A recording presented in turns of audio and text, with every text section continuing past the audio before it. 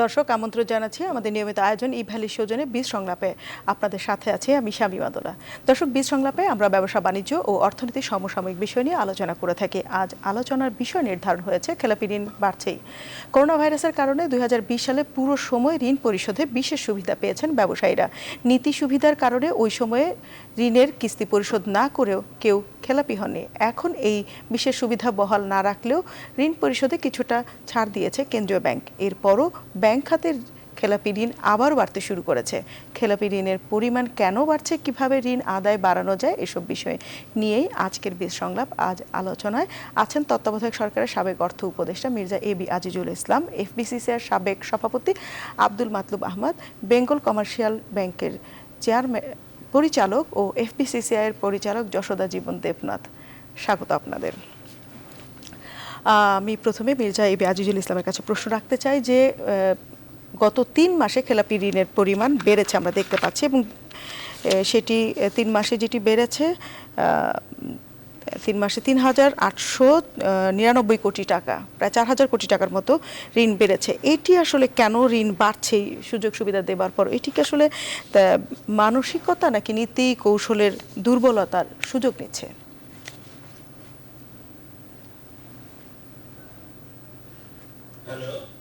জি, শুনতে পাচ্ছি। জি জি শুনতে পাচ্ছি। আপনি কি আমার প্রশ্নটি শুনতে পেরেছেন?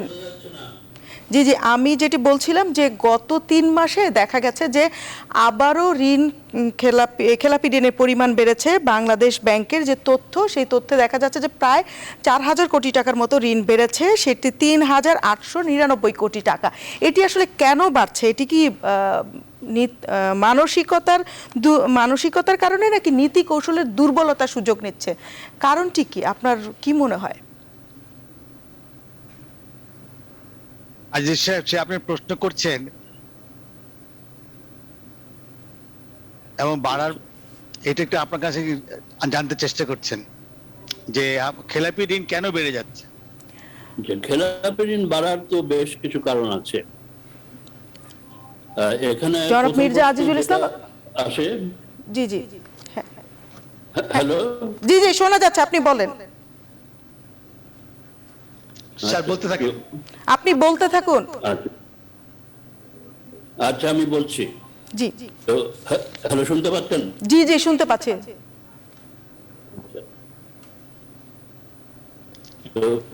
শুনতে পাচ্ছি, আপনি বলে যান, আমরা শুনতে পাচ্ছি। যে ব্যাংকগুলোর যে কর্পোরেট গভর্নেন্স, সেক্ষেত্রে অনেক দুর্বলতা আছে। তারপরে যে এবং সেই কারণে অনেক সময় যোগ সদস্যের ভিত্তিতে ঋণ দেওয়া হয়, এবং সেই যে ঋণটা দেওয়া হচ্ছে সেই ঋণটা পরিশোধ করার সম্ভাবনা কতটুকু সেটা বিবেচনায় নেওয়া হয় না, 1 নম্বর। দ্বিতীয়ত হচ্ছে যে অনেক ক্ষেত্রে ঋণ প্রস্তাবগুলো যথাযথভাবে বিশ্লেষণ করা হয় না।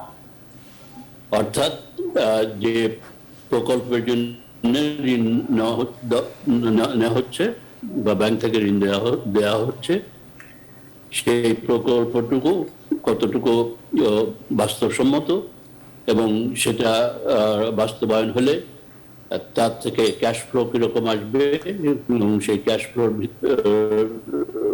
উপর ভরসা করে ব্যাংকের ঋণ পরিশোধ করার ক্ষমতা অর্জন করতে পারবে কিনা ইত্যাদি, এই বিষয়গুলো বিশ্লেষণ যথাযথভাবে হয় না। তো 3 নম্বর হচ্ছে যে আমি বলবো যে আমাদের দেশে একটা মরাল হ্যাজার্ডের সৃষ্টি হয়েছে। সেটা হচ্ছে ঋণ খেলাপি হলে তাদের নানা রকম সুবিধা দেওয়া হয়, সময়কাল বাড়ানো হয়, তারপরে আবার মানে ঋণ খেলাপির যে ক্লাসিফিকেশন, সেই ক্লাসিফিকেশন থেকে বাদ দেওয়া হয়। তাতে করে তারা তাদের যে অন্যান্য কর্মকাণ্ড, সেটা নির্বাচনে অংশগ্রহণ করে হোক বা অন্য যাই হোক, সেখানে কোনো অসুবিধার সৃষ্টি হয় না। তো এই যে মরাল হ্যাজার্ডটা সৃষ্টি হচ্ছে, তার ফলে ঋণ খেলাপি বাড়ে। চতুর্থ কারণ আমার মতে যে সেটা হলো যে কোল্যাটারাল যেটা দেওয়া হয়, সেই কোলাট্রালের ভ্যালুয়েশন নিয়ে সমস্যা থাকে, কোলাট্রালের মালিকানারও সমস্যা থাকে। তো এবং সেক্ষেত্রে ঋণ দিলে পরবর্তীতে মামলা মোকদ্দমা করে ওই কোলাট্রাল থেকে কোনো ঋণ পরিশোধের কোনো ব্যবস্থা করা যায় না। এই প্রসঙ্গে আমি আমার নিজের ব্যক্তিগত একটা অভিজ্ঞতার কথা উল্লেখ করতে পারি। সেটা হচ্ছে সোনালী ব্যাংকের চেয়ারম্যান থাকতে আমার কাছে একটা প্রস্তাব আসলো, একটা রিয়েল এস্টেট করা হবে, এবং তো আমি প্রথমত সেই মালিকানার বিষয়টা বিশ্লেষণ করলাম। দেখি যে যে জমির পরিমাণ দেখানো হয়েছে তার সামান্য অংশই এর মালিকানা আছে, যে ঋণ জন্য যিনি আবেদন করেছেন তার, আর বাকিটা একটা বায়নানামা হয়েছে। এখন বায়নানামার ভিত্তিতে তার মালিকানা প্রতিষ্ঠিত হয় না। তারপরে আমি সরেজমিনে লোক পাঠালাম ওই সাইট ইন্সপেকশনে, দেখা গেল এটা বেশিরভাগ জমি পানির নিচে। তো কাজে সেই প্রস্তাবটা আমি প্রত্যাখ্যান করলাম। তো এখন এই ধরনের যে পুঙ্খানুপুঙ্খ বিশ্লেষণ এবং যে জামানত যেটা দেওয়া হচ্ছে বা কোলাট্রাল যেটা দেওয়া হচ্ছে সেটা এনক্যাশেবল কতটুকু ইত্যাদি দরকার। তো আমার মতে এই কয়েকটি সমস্যার ঋণ খেলাপি ঋণের মাত্রা কমার সম্ভাবনা কম। আচ্ছা, আব্দুল মাতলুব আহমেদ, আপনার কাছেও আমি শুনতে চাই যে মির্জা আজিজুল ইসলাম যেমন বলছিলেন যে একটি মানসিকতারও একটি ব্যাপার আছে, যে বেশিরভাগ ক্ষেত্রে মানসিকতা এখানে একটি কাজ করে এবং কর্পোরেট গভর্নেন্স এবং যেই পুঙ্খানুপুঙ্খ বিচার করা উচিত সেটি হচ্ছে না।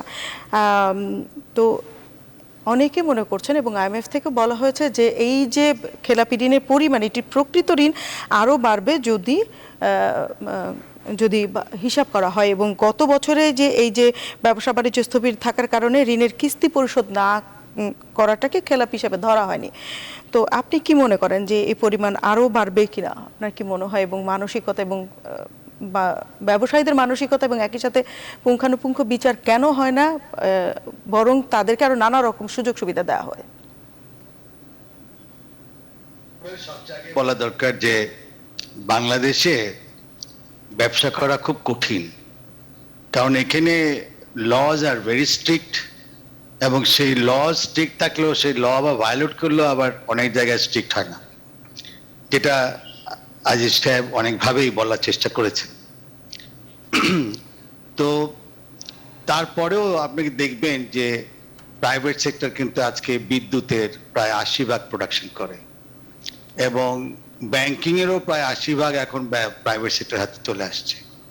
সো অবভিয়াসলি ডিফল্ট যে কোনো জায়গায় ডিফল্ট হবে, কিন্তু ডিফল্টটা দুইটা ভাগে হয়, একটা হলো উইলফুল ডিফল্ট, একটা হলো পারিপার্শ্বিকতার ডিফল্ট।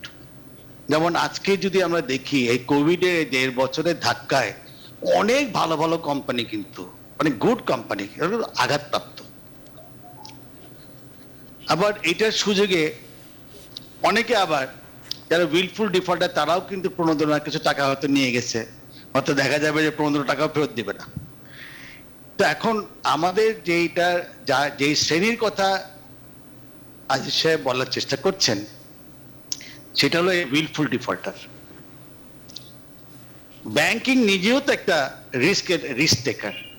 তো ব্যাংক যদি তার রিস্কটা যে নেয়, তারা যদি সেই যাকে ঋণ দিচ্ছে সে যদি ফলো আপ না করে, তারা যদি ওই ঋণের টাকাটা কোথায় লাগালো সেটা যদি দেখা না হয়, তাহলেও কিন্তু একটা ডিফল্টের কালচার চলে আসে।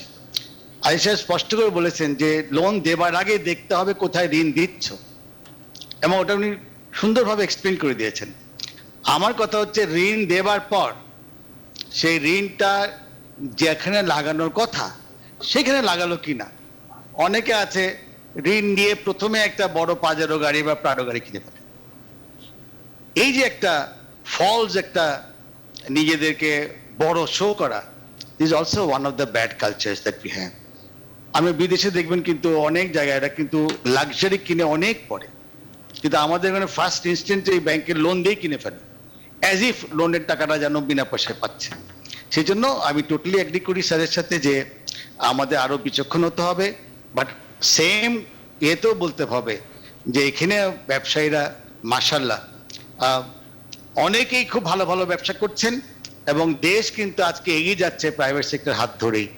এই ব্যাংকিং খাত যতই খারাপ হোক, যতই হোক, তারপরেও কিন্তু ব্যাংকিং খাত আমাদেরকে প্রণোদনা দিয়েছেন এবং আমরা কিন্তু ব্যাংকিং খাতের হাত ধরে কিন্তু এই কোভিডকে যুদ্ধ করে এগিয়ে যাচ্ছি। মাননীয় প্রধানমন্ত্রী জনতা শেখ হাসিনাকে ধন্যবাদ জানাতে হয় যে আমাদেরকে এই সাহায্য করাতেই কিন্তু আমরা এই কোভিডের মতো একটা বিশাল একটা যুদ্ধ আমরা কিন্তু জয়ের পথে যাচ্ছি।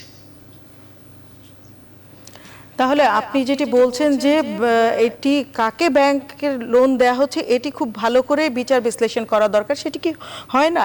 এই প্রশ্নটি আসলে আমি যশোদা জীবন দেবনাথের কাছে করতে চাই যে আপনার কি মনে হয় যে এই যথাযথ বিশ্লেষণ হয় না যে যার কারণে যাচ্ছে এবং কারা ঋণ নিচ্ছে এবং খেলাপি হচ্ছে, এটি কিন্তু মোটামুটি মানে অনেক বড় বড় যে খেলাপি তাদের কিন্তু চিহ্নিত, তারপরেও কেন হচ্ছে? এবং এই যে বললেন যে যথাযথ বিশ্লেষণ করার দরকার, সেটি কি হচ্ছে না?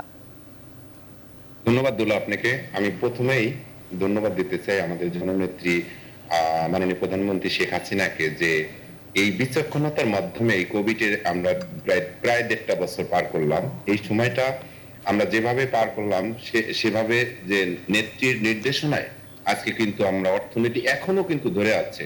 অন্যান্য দেশ কিন্তু আপনার জিডিপি গ্রোথ রেট যদি দেখে থাকেন অনেকটাই থুবড়ে পড়েছে, কিন্তু সে তুলনায় বাংলাদেশে কিন্তু আমরা অনেকটাই অন্য দেশের তুলনায় কিন্তু বাংলাদেশ এখনো কিন্তু জিডিপি গ্রোথ রেট এবং অন্যান্য সেক্টর গুলো ধরে আছে। আমরা আপনি যদি দেখেন আমাদের 2021 সালে মার্চে আপনাদের বাংলাদেশ ব্যাংকেরই রিপোর্ট অনুযায়ী 98,265 কোটি টাকা কিন্তু খেলাপি ঋণ ছিল। এটা জুনে বেড়েছে আপনি প্রায় 98,000 3,000 কোটি টাকা কিন্তু মার্চ থেকে জুনে বাড়ছে। আপনি ডিসেম্বরে আপনি 4,000 কোটি টাকা খেলাপি ঋণ বাড়ছে। আপনি এই ধারাবাহিকতা যদি আপনি দেখেন প্রতিনিয়তই কিন্তু ঋণ খেলাপির সংখ্যা কিন্তু ডে বাই ডে বেড়ে যাচ্ছে। আপনি এই সময়গুলো দেখেন যে ছোট ছোট উদ্যোক্তা গুলো যারা রিটেল বিজনেস করে, যারা ট্রান্সপোর্টেশন বিজনেস করে, এই কোভিড এর কারণে কিন্তু একেবারেই মানে থুবড়ে গেছে। এই সময়গুলোতে আমি আপনার মাধ্যমে প্রথমে আমি রিকোয়েস্ট করব বাংলাদেশ ব্যাংকে এই সময়সীমাটা, ঋণ পরিশোধের যে সময়সীমাটা যাতে খেলাপি না দেখায় যারা ছোট ছোট উদ্যোক্তারা তারা যেন ডিসেম্বর পর্যন্ত চায়। রিয়েলি বাংলাদেশের জনগণ যারা মাইক্রো ইন্ডাস্ট্রিতে কাজ করে, যারা রিটেল বিজনেসের সাথে যুক্ত, তারা কিন্তু রিয়েলি খারাপ পজিশনে আছে। তারা কিন্তু ইচ্ছা করেও কিন্তু এই লোনটা যে নিচ্ছে সেই লোনটা পরিশোধ করতে পারছে না।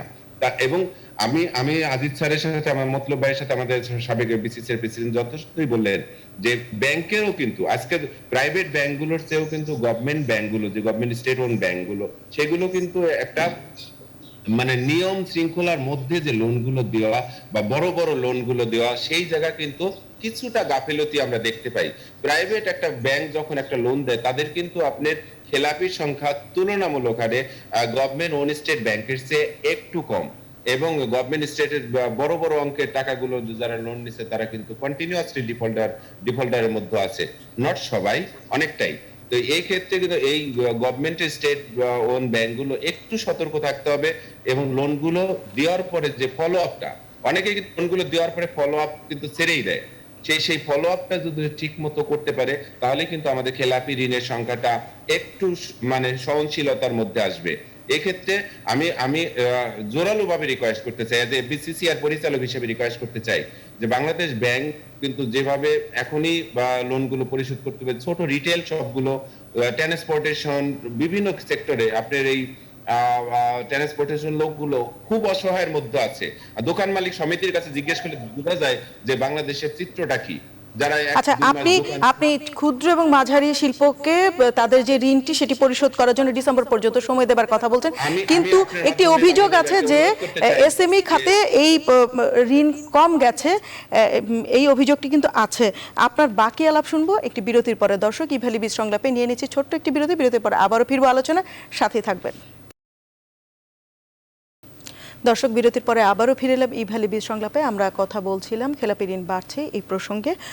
আমি যশোদা জীবন দেবনাথের কাছে প্রশ্নটি রাখতে চাই যে ক্ষুদ্র এবং মাঝারি শিল্প উদ্যোক্তাদেরকে ঋণ দেবার ক্ষেত্রে ব্যাংকারদের এক ধরনের অনীহা আছে, যেখানে খেলাপি ঋণের পরিমাণ বাড়ছে এবং বড় অ্যামাউন্টের যে ঋণগুলো নেওয়া হয় সেখানেই আসলে খেলাপির পরিমাণ বেশি দেখি। তারপরও ক্ষুদ্র উদ্যোক্তাদের দেওয়ার ব্যাপারে অনীহা কেন?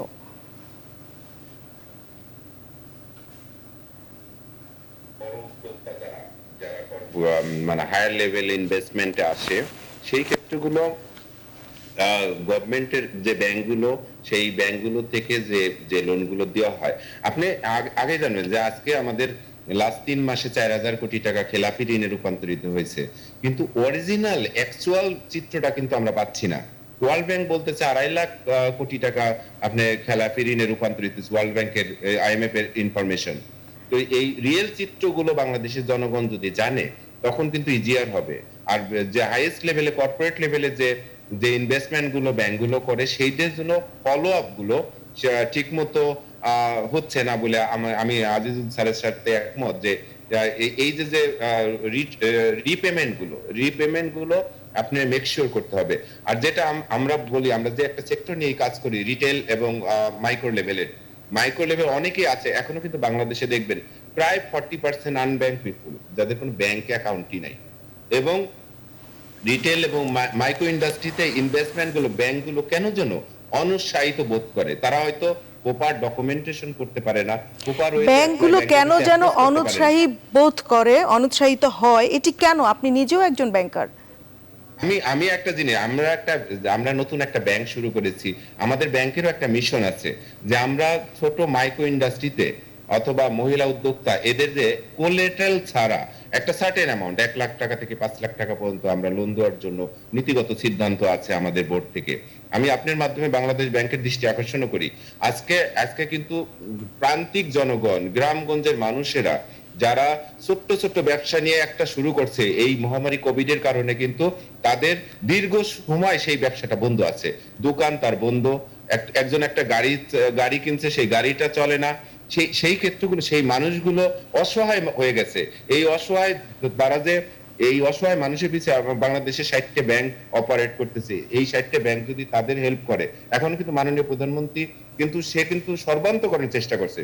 সে 1,00,000 কোটি টাকা প্রণোদনা ঘোষণা করছে, এবং তারা কিন্তু বড় বড় ফিগার গুলোই যারা হাই লেভেলের ব্যবসা তারা নিয়ে যাচ্ছে, কিন্তু এই লেভেলে কিন্তু পৌঁছাতেছে না। এই পৌঁছানোর জন্য বাংলাদেশ ব্যাংক যদি স্পেশাল দৃষ্টিভঙ্গি বা ব্যাংকের কাছে একটা সার্কুলার দেয়, that will be help for the মানে পুর এন্ড মাইক্রো পিপুল গুলো। আচ্ছা, ক্ষুদ্র উদ্যোক্তাদেরকে ঋণ দেবার জন্য আপনি বাংলাদেশ ব্যাংকের কাছে আহ্বান জানিয়েছেন। আমি মির্জা আজিজুল ইসলামের কাছে জানতে চাই যে IMF 2019 সালের মাঝামাঝিতে একটি রিপোর্টে বলেছে যে বাংলাদেশে খেলাপি ঋণ আড়াল রাখা হয়েছে। এখানে খেলাপি ঋণের যে তথ্য প্রকাশ করে, প্রকৃত খেলাপি ঋণ তার তুলনায় অনেক বেশি। তাদের হিসাব অনুযায়ী বাংলাদেশে খেলাপি ঋণের পরিমাণ হবে 2.5 লাখ কোটি টাকা।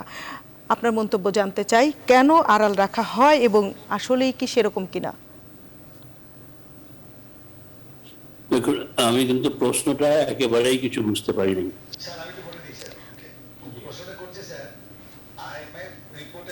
আড়াই লাখ কোটি টাকা আমাদের খেলাপি, এবং আপনি কি এটা এগ্রি করেন কিনা যে ফিগারটা ম্যাচিং হচ্ছে কি হচ্ছে না, যেটা একটু আগে দেবনাথ সাহেব বললেন আপনার কাছে এই IMF রিপোর্টটা, এবং একই সাথে প্রকৃত চিত্রটিও, ঋণের পরিমাণ সেটিকে আড়াল রাখার একটি চেষ্টা আছে, সেটি বা কেন আড়াল করার চেষ্টাটি কেন? সেকেন্ড প্রশ্ন করে স্যার, এটা আড়াল করছে কিনা রিয়েল পিকচারটা, সেটা জানার চেষ্টা করছি। আচ্ছা, এখন ফিগারটা কতটুকু গ্রহণযোগ্য, IMF এর হোক বা ওয়ার্ল্ড ব্যাংকের হোক বা বাংলাদেশের ব্যাংকের হোক, সেই প্রশ্নের উত্তর দিতে গেলে তো এটা অনেক গবেষণার প্রয়োজন আছে, সেটা আমার পক্ষে সম্ভব না এই মুহূর্তে। তবে আমি মনে করি যে বাংলাদেশ ব্যাংক থেকে যে ফিগারগুলো দেওয়া হয়, সেই ফিগারগুলো under statement of default loan. এর কারণ হচ্ছে যে যেটা আমি আগে উল্লেখ করেছি, যে বিভিন্ন ডিফল্টারদের বিভিন্ন সময় সুযোগ সুবিধা দেওয়া হচ্ছে, কাজে যেটা ডিফল্ট হিসেবে ক্লাসিফাইড হওয়ার কথা সেটাকে ক্লাসিফাই করা হচ্ছে না। এখন ডিসিডিউল করলে তখন তো এটা ডিফল্ট লোনের মধ্যে থাকছে না। এবং তারপরে আবার দেখা যায় যে রিশিডিউল করে পরে যে কিস্তি দেওয়ার কথা সেটা পরিশোধ হয় না, তখন আবার রিশিডিউল করা হচ্ছে। তো কাজে এইভাবে করার ফলে এটা নিঃসন্দেহে যে ডিফল্ট অ্যামাউন্ট যেটা দেখানো হয় সেটা একটা understatement of the actual picture. তবে এখন ওয়ার্ল্ড ব্যাংকের বা IMF এর ফিগার কতটুকু নির্ভরযোগ্য সেটা আমি বলতে পারবো না আর কি। কেননা এই যে তফাৎ যেটা, অর্থাৎ বাংলাদেশ ব্যাংকের যে পরিসংখ্যান এবং বিশ্ব ব্যাংক বা IMF এর যে পরিসংখ্যান, এই তফাৎটা নিয়ে আমার মনে হয় বাংলাদেশ ব্যাংকের ব্যাপারে তাদের ক্লারিফিকেশন দেওয়া উচিত যে কেন এটা হচ্ছে, এত তফাৎ কেন হচ্ছে। তো যেহেতু আমি আছি, আমি তো মিনিট 5-7 মধ্যে চলে যাব, তো আমি একটু ওই ক্ষুদ্র যদি অনুমতি দেন, তবে আমি ক্ষুদ্র মাঝারি শিল্প নিয়ে একটু কথা বলতে চাই। জি, অবশ্যই। এখানে যে কয়েকটি সমস্যা আছে, সেই সমস্যাগুলো সমাধানের যথেষ্ট উদ্যোগ আছে বলে আমার কাছে মনে হয় না। একটা হচ্ছে যে এদের অনেকেই ব্যাংকের ঋণের জন্য যে প্রসিডিওর ফর্মালিটি সেটা তারা পূরণ করতে পারে না, অর্থাৎ একটা অ্যাপ্লিকেশন ফিল আপ করা যেটা, সেটা একটা সমস্যা আছে। তারপরে এর আগে বলা হয়েছে যে কোল্যাটারাল ছাড়া ঋণ দেওয়া, সেটা উদ্যোগকে আমি সমর্থন করি, তবে এখন পর্যন্ত তো সেটার বেশিরভাগ ব্যাংকে তো এটা করে না। তো এখন এই যে ক্ষুদ্র কুটির শিল্প, ক্ষুদ্র শিল্প, মাঝারি শিল্প, তাদের কোল্যাটারাল তাদের পক্ষে দেওয়া মুশকিল। তো তৃতীয়ত হচ্ছে এখানে ব্যাংকগুলোর ব্যয়বহুল ক্ষুদ্র, কেননা আপনার স্কেল ইকোনমি বলে একটা কথা আছে, অর্থাৎ আমার যদি 50 লাখ টাকার একটা ঋণ প্রসেস করি, আর যদি তাহলে আমার যে administrative expense in processing that application, সেটা আর 10,000 টাকা ঋণ প্রসেস করতে প্রায় এক। স্যার মিউট হয়ে গেছে আপনার আইফোন। আপনার আনমিউট করতে হবে। জি, শুনতে পাচ্ছি। ওকে, তো সেই যে 10 লাখ টাকার 10,000 টাকা, সেই যে অনেক বেশি লোকের প্রসেস করতে লাগবে, তো কাজেই সেখানে এটা it becomes more expensive administrative expense. কিন্তু ওই যে আবার একদিকে আপার লিমিট 9% ইন্টারেস্ট রেখে, এটা অনেক ব্যাংকের পক্ষেই এটা অসুবিধাজনক হয়।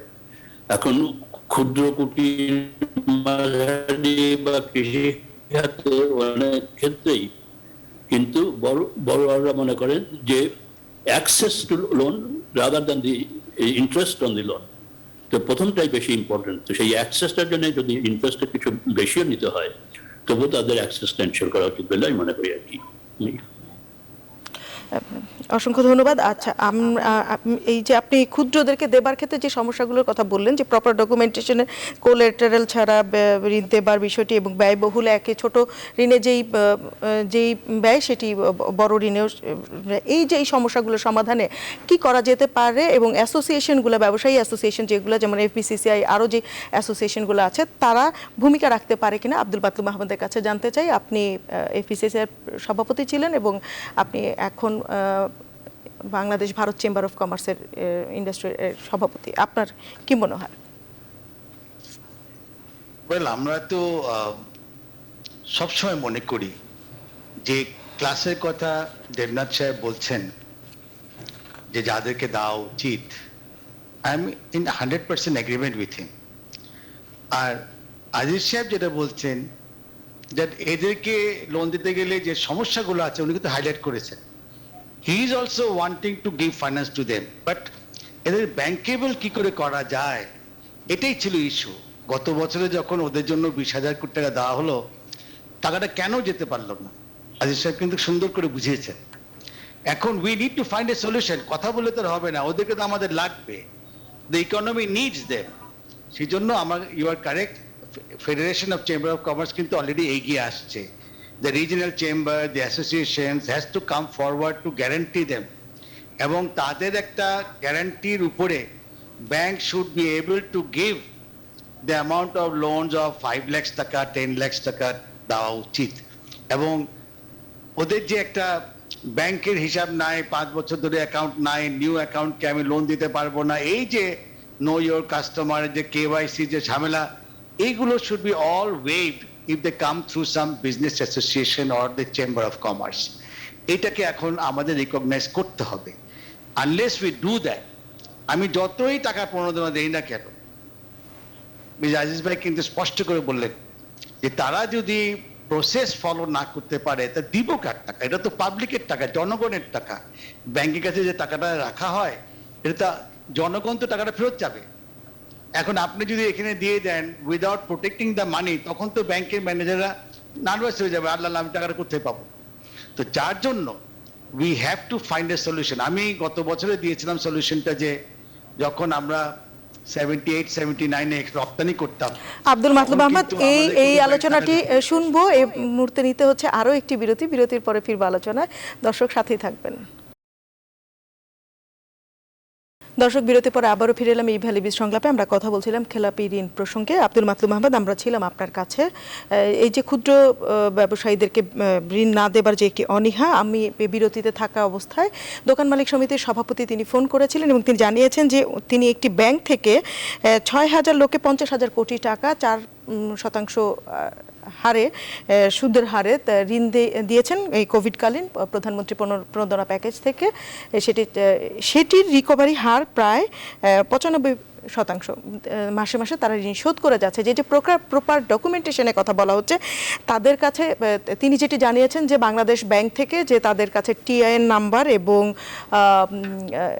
এবং তাদের ট্রেড লাইসেন্স চেয়েছেন, এইগুলো না রেখে যদি ন্যাশনাল আইডির বিপরীতে দেয়া হতো তাহলে ঋণ দেবার পরিমাণটি আরও বাড়তো। আমরা দেখি যে অনেক বড় বড় গ্রুপের ক্ষেত্রে বছরের পর বছর তারা ঋণ পরিশোধ না করলেও তাদের খেলাপি করা হয় না, আবার একই ঋণ বারবার পুনঃ তফসিল করে ঋণ নিয়মিত রাখা হয়। এই যে দুই ধরনের মানসিকতা, এবং ক্ষুদ্রদের ক্ষেত্রে আমি দেখেছি যে তিনি জানিয়েছেন যে রিকভারি হার খুবই ভালো, তারপরও এই যে মানসিকতা, এটিকে আসলে কিভাবে মিনিমাইজ করা যায়?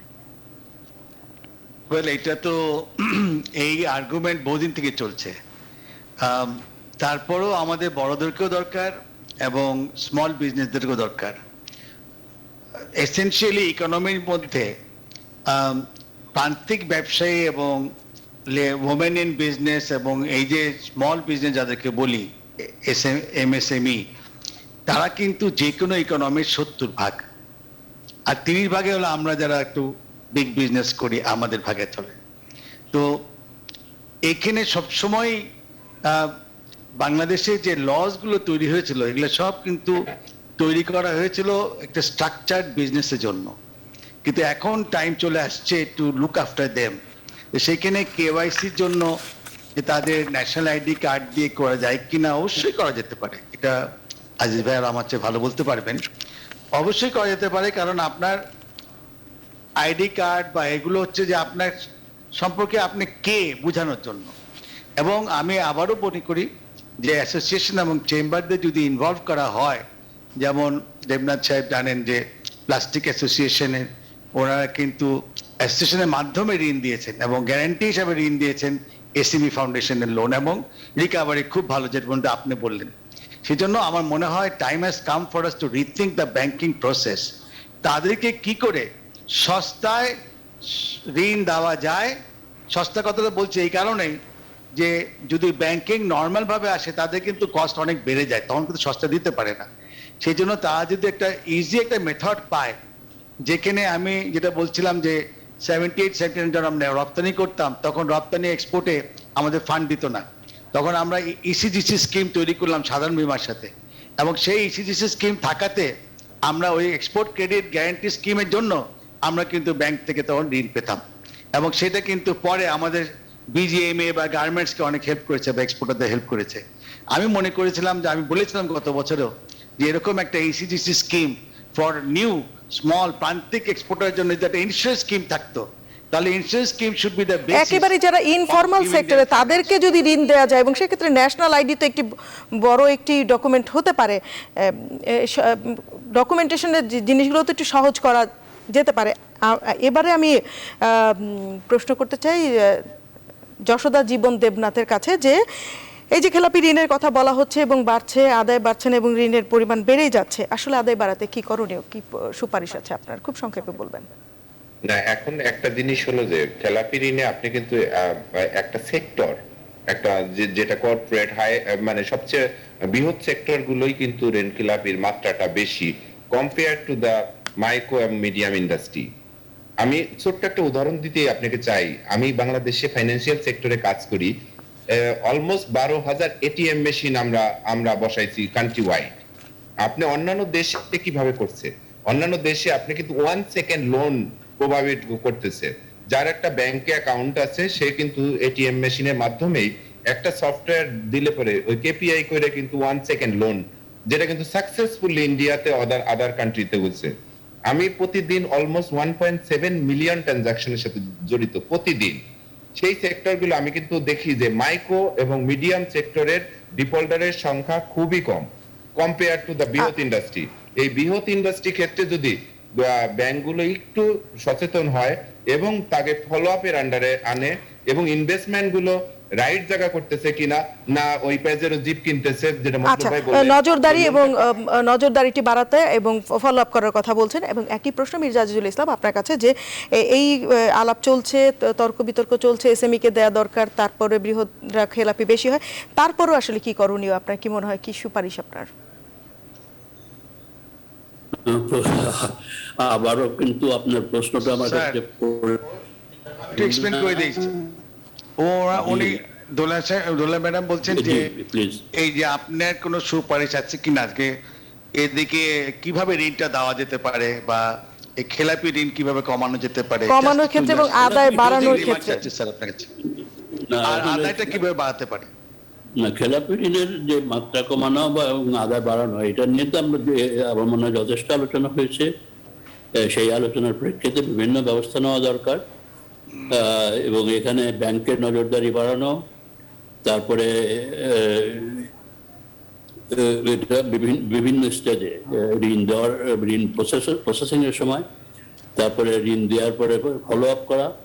অসংখ্য ধন্যবাদ। আপনারা সবাই বলছিলেন নজরদারি এবং ফলো আপ দরকার। দর্শক, আজ এ পর্যন্ত ইভ্যালি বিশৃঙ্খলাপে আবারও যুক্ত হবে নতুন কোনো বিষয় নিয়ে, নতুন কোনো অতিথির সাথে। ভালো থাকবেন, সুস্থ থাকবেন, নিরাপদ থাকবেন এবং সবার আগে সব খবর দেখে চোখ রাখুন নিউজ 24-এ।